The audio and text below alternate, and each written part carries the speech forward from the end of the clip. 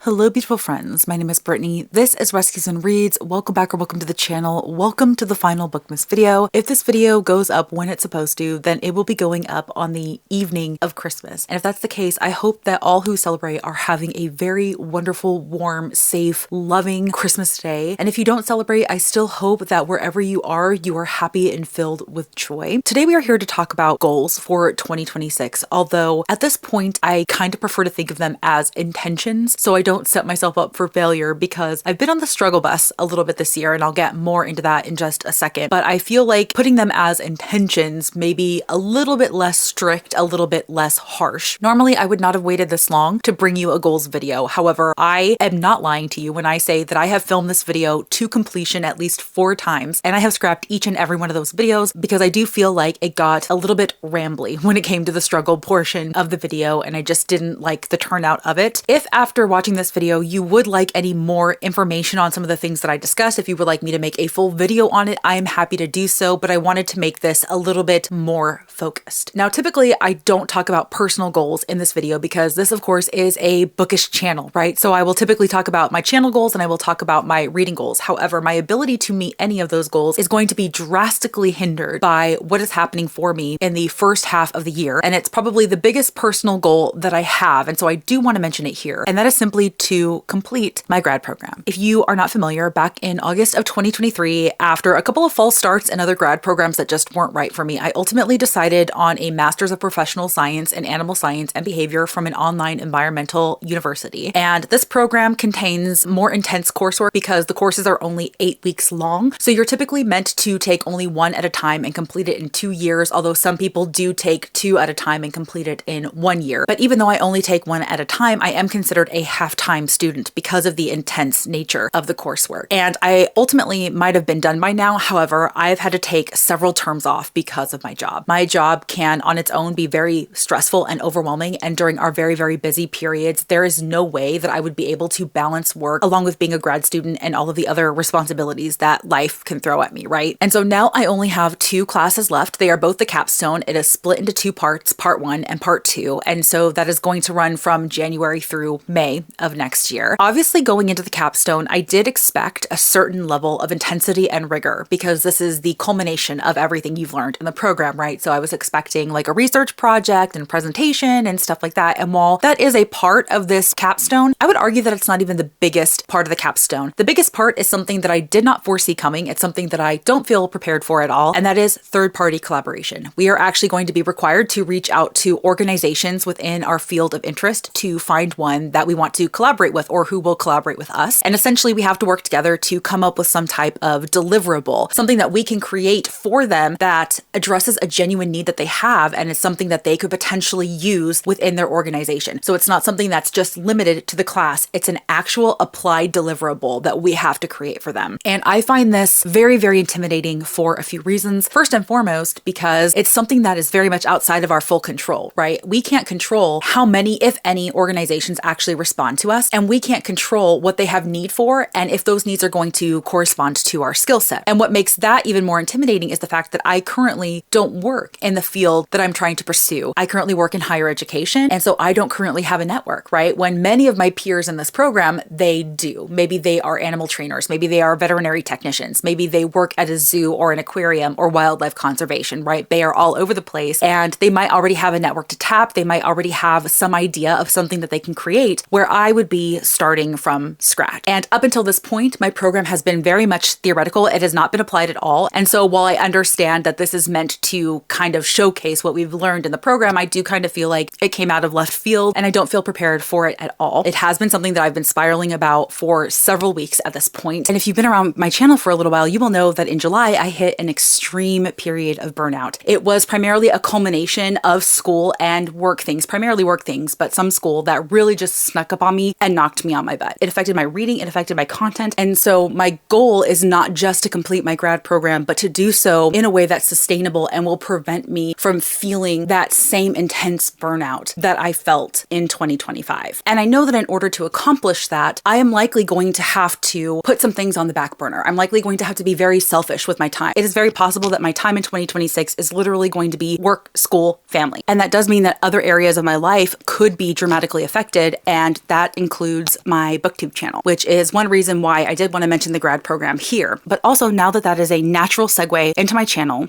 has definitely been something that I have struggled with off and on in 2025. I won't get into too many details here because getting into details here was one of the reasons why I've scrapped those other 4 versions. But like I said, if you might be interested in hearing my full in-depth thoughts about why I'm struggling, please let me know and I will think about putting out a video. I think if I were to put out that video, I would be expressing some things that might be taboo to express in the online bookish community, maybe even in the online YouTube community as well. It's just part of the feelings that can come with being a small creator. So I will just say that in 2025 on and off, I have been struggling with my channel and trying to figure out a way to move forward, because ultimately at the end of the day, a lot of the times I feel like I am doing my best, but my best is not good enough. And where do you go from there when you're being told that your best is not good enough? You know what I mean? So I am currently at this point where we are entering 2026 and I might be forced to kind of take a step away. And I think I want to take this opportunity to really look at my channel and figure out what I want it to be and what I'm hoping to achieve from it. But also as part of that, I would like to take a step back from the public facing side of YouTube content and focus more on the private side of YouTube content. And I'm primarily talking about my Patreon, which has easily become one of my favorite things about being a content creator. Up until this point, my attention has very much been focused on the public facing side of YouTube content, right? Aside from the period of burnout, I was actively still trying to maintain my 2 video a week posting schedule, which is something that I could barely maintain. I was doing it by the skin of my teeth. Because of that, I don't feel like I was giving as much to my Patreon as I could. I, of course, am still very active in my Patreon. We still do all kinds of fun things like the book club, the author read along, the seasonal bingo challenges, the wish list gifting events, and things like that. But I was never able to dedicate any time to exclusive content for them, because if I was not even able to keep up with my YouTube 2 video a week schedule, I definitely wasn't going to be able to make additional content for them. So I have taken some time over the past couple of weeks to really figure out some things that I could do and add to my Patreon to make it the best that I can possibly make it. And one of those things I really want to do is exclusive content. I don't know what that exclusive content is going to look like. It could potentially be chatty catch-up videos. It could be just talking about some of my favorite things at the moment, or it could be exclusive reading vlogs that I go ahead and post on there rather than my public facing channel. Because if I'm being completely honest, I love reading vlogs. Reading vlogs are some of my favorite content to consume on BookTube, but they are very challenging to make and they are one of the least viewed videos on my channel when I put them out. So I'm not as inclined to post vlogs on my channel. So I could potentially take that energy and put it towards Patreon. So one of my goals is to make exclusive content for my Patreon. Primarily that's going to be 1 video a month, but it could be more depending on what ideas I have and what is going on. Another goal that I have for my Patreon is to incorporate monthly Zoom hangouts at my highest tier, where we are all on Zoom together for an hour or 2 and we are just chatting and maybe crafting or something like that. We could even do sprints that way if we really wanted to, where we are still all on camera rather than me just being on camera and interacting with a chat box. So that is a new benefit that I've added to my Patreon as well. All of these things which would not be possible if I was actively still worried about maintaining 2 videos a week on YouTube. So what does that mean goal-wise for my channel? My goal will be, instead of focusing on 2 videos a week, my goal will be to put out 5 videos every single month. A lot of that is going to be staple content. You're going to be getting my TBR videos, you're going to be getting my book of the month predictions, you're going to be getting my pick or pass. I am still debating on doing low buy updates every single month, but if I don't, it would be bi-monthly or quarterly. And then I may also be bringing back my wrap-ups. I have not officially decided on that either, because in all honesty, even though I am here to talk about books, right? I'm here to share my thoughts on books and to give reviews on books. Wrap-ups, once again, are one of the least viewed things on my channel. And while I understand that I shouldn't just be focusing on the views, the fact of the matter is that filming content like that is a lot of time and it's a lot of effort, and you want to see results from that time and effort, right? And if those are not happening, why would you continue doing something that is not working? So I could potentially do wrap-ups on my Patreon as well. I don't know. But my goal, no matter what it is, will be to create 5 quality videos for my channel every single month. And also as part of that, I would like your feedback. I would like to know some of the things that you would like to see, because I have never wanted to be a content creator that put out content just to put out content. I didn't want to create one-off filler throwaway videos. And I've also never wanted to be a content creator that focuses on trends. They are so fleeting, and a lot of them I don't find to be very interesting or informative, right? They could be fun and entertaining in the moment, but they're fleeting. They're not going to make a lasting impression. And so while some of them I might find cool and I may jump in on, for the most part, I don't want to be trend driven. I want to create content that I want to watch, but also that I know you want to watch. So I would be very interested in hearing some of the video ideas that you potentially would like to see from me. But the ultimate goal for my channel is quality quality over quantity. And the other goal is to dedicate as much time to the Patreon as I am to the public facing YouTube content. I know that a lot of that is not really quantifiable. It's not going to be something that is easily measured or tracked, but I do feel like I will know whether or not I have been successful. And then of course, last but not least, let's talk about my reading. I would say that my ultimate theme for my reading, and it could even be applied to my channel based on what we just talked about, but that is to slow down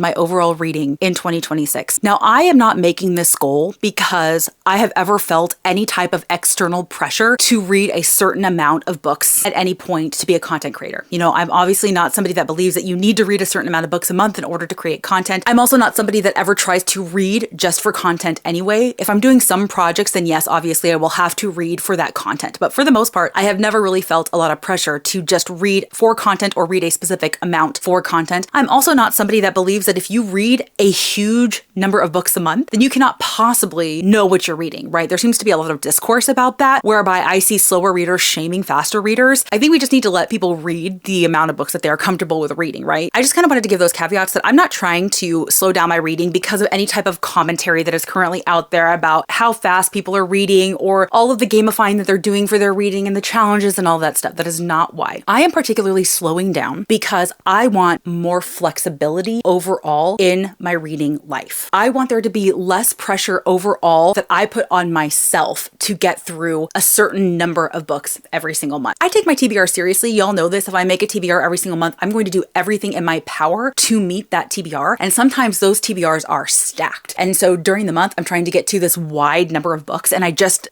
pressure myself to get to the books so quickly. And that makes me frustrated when a book is taking me longer to get through than I think that it should. So ultimately, I want more flexibility to get to my library holds when they actually come in, because right now, most of my library holds get suspended because I'm currently working on a reading project. I'm currently having a TBR that I have to finish, and I can't get to my library holds, right? So goal one, I want to get to my library holds when they're available. Goal number two, I also want to get to my pre-orders when they come in. Now, I will be drastically lessening the pre-orders that I put forth in 2026. I did talk about this in my low buy year video, but when they do come in, I really want to be able to get to them, right? I want to get to them as soon as they come in, if at all possible. I also want the flexibility to potentially get to some advanced listener copies. I've never been an ARC person, definitely not a physical ARC person, because I knew that could add a lot of pressure on me to get to those books when maybe I was trying to finish my backlist. But now that I feel like I have a very updated TBR, a lot of my backlist has been cleared, I feel more confident about getting to new releases. And if I have the opportunity, especially now that advanced listener copies are more of a thing, to get to some of my most anticipated releases of 2026, I would like the opportunity to do that. Now, of course, I would be very selective about the books that I select. They would pretty much be limited to the most anticipated releases for 2026 and nothing else, but I would like the opportunity to get to them. I would also like the opportunity to just listen to other things when I'm not in the mood to read, right? Because right now, if I'm getting ready for work, if I'm commuting to work, if I'm doing the dishes, the laundry, what have you, any type of chore, I'm always listening to an audiobook because I need to get through the TBR. And in order to get through the TBR, I have to be listening to audiobooks. But there are just some moments when I don't feel like listening to an audiobook. Maybe I don't feel like listening to anything. Maybe I want to listen to a podcast or a true crime documentary. Maybe I just want to watch some YouTube videos. I want the flexibility to be able to listen and watch other things rather than worrying about an audiobook. So ultimately, the goal of slowing down is just to give myself a lot more flexibility in my reading life overall. I apologize if the angle or lighting changed. My camera once again overheated, so I needed to take a short break. But essentially, I believe I was talking about slowing down my reading. And so what does that look like from an applied standpoint? Well, first, it definitely means less reading challenges and reading projects. I participated in so many reading challenges in 2025. I started the year with a couple that I was determined to complete, and then by the end of the year, I had also incorporated our fantasy bingo and Herkyet, and I did so many reading projects, right? Like reading all of the Book of the Year finalists from Book of the Month since 2016 and the Aurelium Project. And some of these projects I will be continuing in 2026, should I be able to, right? If Katie Coulson decides to put together that very elaborate video that she does talking about all of the best books of 25 according to BookTube, I will likely review that and see what books are there that I need to read and then make the decision at that time whether or not I will continue. I will likely also be reading the 2025 Book of the Year finalists because that's only 5 at the very most, and I will likely have already read 1 or 2 of them. So those projects are likely going to be very feasible for me to complete, but I likely will not be taking on as many expansive projects as I did in 2025. I definitely will not be participating in as as many reading challenges. I likely will not be going back to our fantasy bingo. I will review the prompts that they put out for 2026 and make a decision at that point. But as much as I love the idea of our fantasy bingo and how it's challenging you to get outside of your comfort zone, the fact of the matter is that I just don't read fantasy fast enough or exclusively enough for this challenge. And so while I'm participating in this challenge and being forced to read books I otherwise wouldn't have read, I have all of these fantasies that I legitimately want to read stacking up, and it's becoming a little bit overwhelming. And so unless I feel like I could satisfy the majority of the prompts for our fantasy bingo 26 within the natural course of my reading, I probably am not going to participate in it. I will likely also not be participating in Herkia 3.0 if it does come back. I am going to be talking about this a little bit more in the TBR video that I will be putting out a little bit later on in the month, so be on the lookout for that. And I only have a couple of other reading challenges that are on my radar to complete, namely the Around the Year in 52 Books challenge. I participate in that every single year, and it consistently is one of my favorites. I, of course, am also doing a 26 in 2026, which I did post a video about. I will also be participating in the Reader's Gauntlet, which was created by Bay over at Bay's Reads. This is something that I will also be talking about more in my TBR video, but I will be sure to leave her channel as well as her announcement video linked down below. And where possible, I will also be participating in my own TBR takedown challenge. I personally do not have enough books in my physical TBR to do it to the fullest extent, but when I can, I will be. And I'm looking forward to seeing everybody participating. But that is ultimately the extent of the reading challenges that I'm going to be doing in 2026. This also could potentially look like less readathons in 26. I love readathons. I love what they do for the bookish community. I love how they bring everyone together, and I love the camaraderie and everything like that. But unfortunately, those are just other reasons to read books that are not already on my radar or my TBR, right? Because maybe I don't have anything that'll satisfy the prompts and I have to look elsewhere, and I have to limit the things that make me do that. I really need to focus on the books that I own physically. I need to focus on the books that are priority reads. I need to focus on the books that are already on my TBR while trying to balance that with challenging myself and pushing myself outside of my comfort zone. Again, this is something I do talk a little bit more about in the TBR video. So less reading projects, less reading challenges, potentially less readathons. I do have my Ride or Die readathons, the ones that I will always participate in, like the Amazing Readathon. I will always participate in that. And I would actually love to be able to collaborate in more readathons in 2026. I think rather than just participate in them, I would like an opportunity to collaborate more in 2026. That is something that I would really like to do, because I didn't have as many collaborations in 25 as I wanted to. So I did struggle with a sense of disconnect at points. So I would like to collaborate, if not on a readathon, on something else with some other fabulous booktube content creators. That is also like a side little goal there, yes. But the overarching goal for me in 2026 is going to be to slow down my reading. What does that look like in terms of the Goodreads goal? So I actually set my Goodreads goal for 125, and I only just recently hit that a few books ago. I was at right around the 125 mark when I started December and the Advent Calendar Challenge. And so by the end of that, I will likely be getting closer towards 140 by the end of the year. So I definitely surpassed that, but that was also with a reading slump. So I feel like 125 is a manageable and reasonable goal for me, and is something that I could hit even if I'm slowing down my reading, right? Because there were a couple of months there when I was almost reading nothing and I still managed to hit 125. And so that tells me that if I'm slowing down my reading and maybe keeping it within 10 books a month, which is definitely doable for me usually, I can feasibly hit that goal. But of course, the Goodreads goal is completely arbitrary. I can change it as I need to. I don't need to stick with just one solid goal. And if I feel like that is too much, or if I feel like trying to meet that goal is pushing me to read more quickly than I want to read, then I will go ahead and change it. I'm not too terribly worried about meeting the goal, but I think 125 is a solid number for me to hit. And this year has definitely been a slower reading year than the past 2 years, where I surpassed 150. But again, that likely could be because of the slump, right? If I hadn't had the slump, I might have easily hit those previous numbers, which means I wasn't doing a good job of reading as intentionally in 2025 as I originally wanted to. So that goal of reading intentionally is still coming with me in 2026. I absolutely want to be way more mindful about the books that I pick up in 2026. And this also correlates with my low buy year, which I have a complete separate video about. If I'm being mindful about the books that I'm spending my money on, that also speaks towards the books that I actively want to read. I don't feel like I had a lot of super amazing standout reads in 2025. I'm having a harder time connecting with the books that I'm reading. And I think part of that could potentially have been because of all the projects and the reading challenges that I'm doing. So I'm hoping that by eliminating some of those, I'm hoping that by slowing down my reading and really taking the time to think about the books that I want to read and what honestly I actively put on my wish list, right? What I'm actually putting on my to read shelves. Is this a book that I think is going to have lasting interest capacity for me, right? So just like I don't want to bring too many books into my home that I could lose interest in, I also don't want to add too many books to my wish list that I could potentially lose interest in. So it really is all about mindfulness, intention, and slowing down. That is the name of the game for me in 2026. And I'm just really looking forward to seeing what all these changes bring for my reading year in 2026. All right, everybody, I think that's it. I think that's really all that I wanted to discuss with you in this video. Again, I know a lot of this is not necessarily like super trackable in terms of metrics and statistics and things like that. That is why I'm considering these like more intentions than anything else. These are the intentions that I'm bringing into 2026 for my channel, for my reading year. These are the things that I really want to work towards and accomplish. Please comment down below and let me know some of your goals or intentions for 2026. It could be towards your bookish life. It could be towards a YouTube channel if you have one. It could even be a personal goal if you feel comfortable sharing that. Or if you've made it to the end of this video and you are not feeling chatty, go ahead and leave me a snail emoji if there is one in honor of slowing down in 2026 as much as possible. Quite honestly, I feel like for the past year and a half at least, maybe even 2 years, I have been running around like a chicken with my head cut off, particularly as it pertains to my job, because a lot of things have happened with my job, and then of course school, and then other personal life things that have happened. And even with my grad program coming up, and even though I know I'm going to be an incredibly overwhelmed, stressed out nightmare of a mess, I'm really just wanting to try to slow down and breathe, meet myself where I am, acknowledge that maybe not everything can get done when I want it to get done, and it's okay to set some things for tomorrow. So slow is the name of the game in 2026, and I hope that you will join me if you're interested. As always, if you like this video or if you just like me, please like, comment, and subscribe. It's free for you, but it helps my channel and it definitely keeps me motivated, y'all. You'll have no idea. And as always, of course, I want to give a huge shout out to my patrons. I love and appreciate you so much. I am very excited to see what comes for us in 2026. Thank you so much for coming along on this journey. If you are interested in joining our wonderful small community, I always have that linked down below, along with my other social media and any books talked about in the video. Until next time, y'all.